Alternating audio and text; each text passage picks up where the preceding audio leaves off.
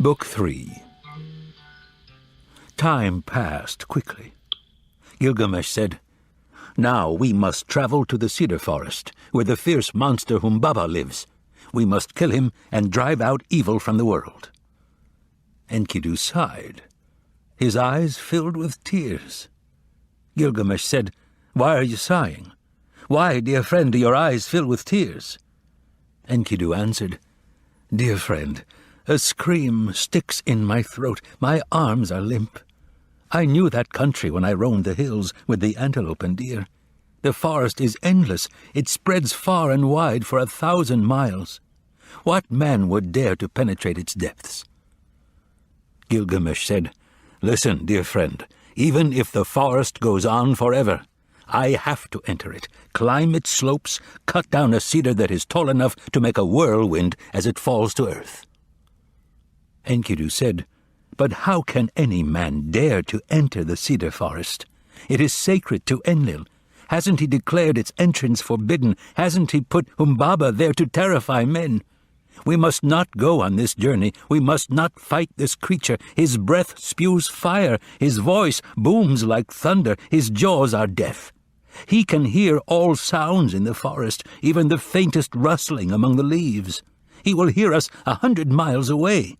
Who among men or gods could defeat him?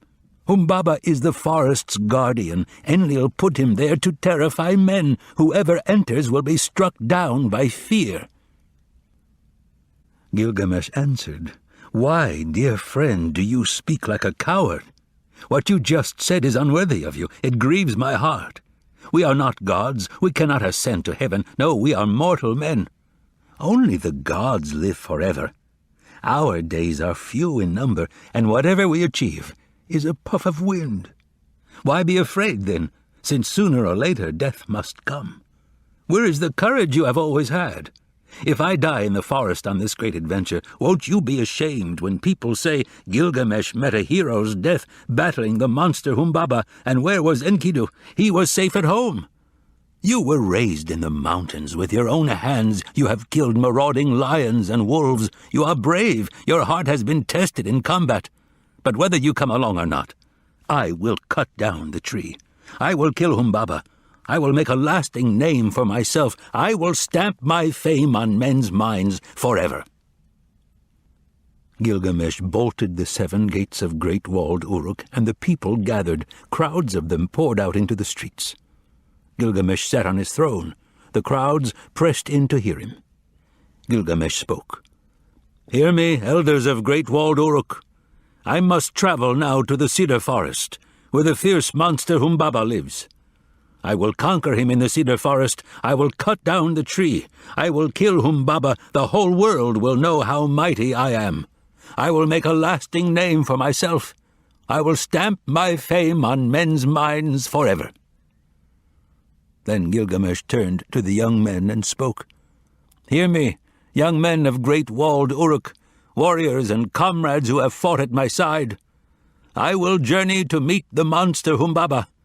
I will walk a road that no man has traveled. I will face a combat that no man has known. Give me your blessing before I leave, so that I may come back from the cedar forest victorious and see your faces again. Once again may I celebrate the new year with you in the streets of great-walled Uruk, to the lyre's sound and the beat of the drums." Enkidu stood up. There were tears in his eyes. "Elders of Uruk, persuade the king not to go to the cedar forest, not to fight the fierce monster Humbaba, whose roar booms forth like a thunderclap, whose breath spews fire, whose jaws are deaf, who can hear all sounds in the forest, even the faintest rustling among the leaves. Who among men or gods could defeat him? Humbaba is the forest's guardian. Enlil put him there to terrify men." The elders bowed to the king and said, "You are young, sire. Your heart beats high and runs away with you. Why do you wish to embark on this folly? We have heard of Humbaba. He is dangerous. He is horrible to look at. His breath spews fire. His jaws are death. How can any man, even you, dare to enter the cedar forest? Who among men or gods could defeat him? Humbaba is the forest's guardian. Enlil put him there to terrify men." After he had listened to the elder's words, Gilgamesh laughed. He got up and said, "Dear friend, tell me, has your courage returned? Are you ready to leave, or are you still afraid of dying a hero's death? Enkidu, let us go to the forge and order the smiths to make us weapons that only the mightiest heroes could use." Enkidu listened gravely. He stood silent there for a long time. At last he nodded. Gilgamesh took his hand. The smiths listened to their instructions. They cast huge weapons that ordinary men could never carry. Axes that weighed 200 pounds each, knives with cross guards and heavy mountings of solid gold. Each man carried weapons and armor weighing more than 600 pounds. Gilgamesh said, "Before we leave, let us pay a visit to my mother's temple. Let us go and speak to the Lady Ninsun, the wise, the all-knowing. Let us bow before her. Let us ask for her blessing and her advice."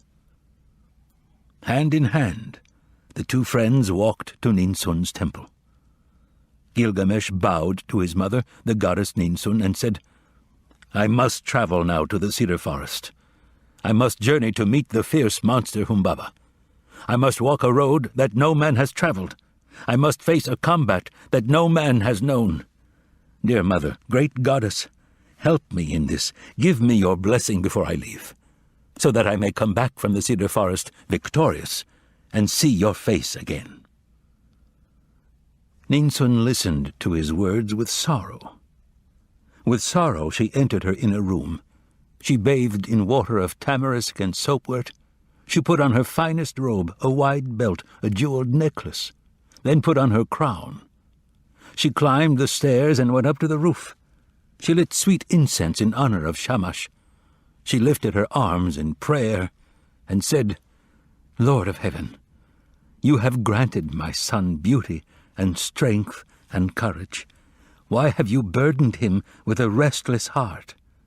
Now you have stirred him up to attack the monster Humbaba, to make a long journey from which he may not return. Since he has resolved to go, protect him until he arrives at the cedar forest, until he kills the monster Humbaba and drives from the world the evil that you hate. Protect him each day as you cross the sky. And at twilight, may Aya, your bride, entrust him to the valiant stars, the watchmen of the night.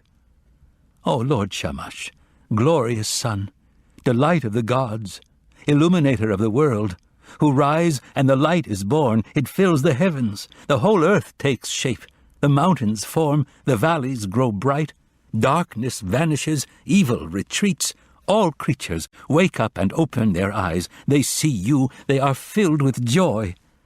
Protect my son.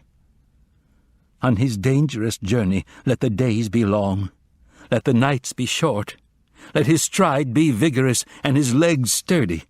When he and his dear friend Enkidu arrive, stir up strong winds against Humbaba, the south wind, the north wind, the east and the west, storm wind, gale wind, hurricane, tornado, to pin Humbaba, to paralyze his steps and make it easy for my son to kill him. Then your swift mules will carry you onward to your stopping place and bed for the night. The gods will bring luscious food to delight you. Aya will dry your face with the fringe of her pure white robe. Hear me, O Lord, protect my son. In your great mercy, lead him to the forest, then bring him home." After she had prayed, the goddess Ninsun, the wise, the all-knowing, came down from the roof and summoned Enkidu.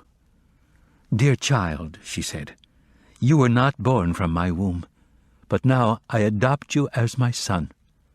She hung a jeweled amulet around Enkidu's neck. "As a priestess takes in an abandoned child, I have taken in Enkidu as my own son. May he be a brother for Gilgamesh. May he guide him to the forest and bring him home." Enkidu listened. Tears filled his eyes. He and Gilgamesh clasped hands like brothers. They took their weapons, the massive axes, the massive knives, the quivers, the bows. The elders made way. The young men cheered. The elders stood up and addressed the king. "Come back safely to great walled Uruk. Do not rely on your strength alone, but be watchful, be wary, make each blow count. Remember what the ancient proverb says, if you walk in front, you protect your comrade. If you know the route, you safeguard your friend. Let Enkidu go ahead as you walk. He knows the way to the cedar forest. He is tested in battle. He is brave and strong. He will guard you at every stage of the journey. Through every danger, he will stand at your side.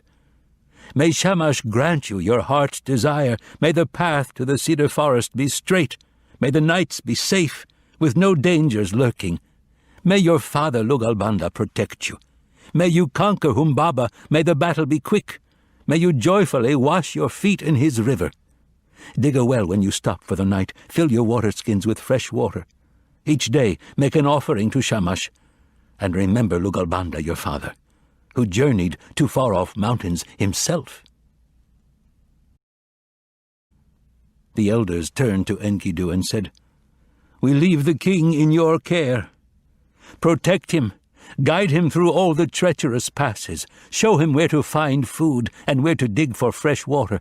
Lead him to the forest and fight at his side. May Shamash help you. May the gods grant you your heart's desire and bring you back safe to great walled Uruk." Enkidu said to Gilgamesh, "Since you must do this, I must go with you. So let us leave. Let our hearts be fearless. I will go first, since I know the way to the cedar forest, where Humbaba lives."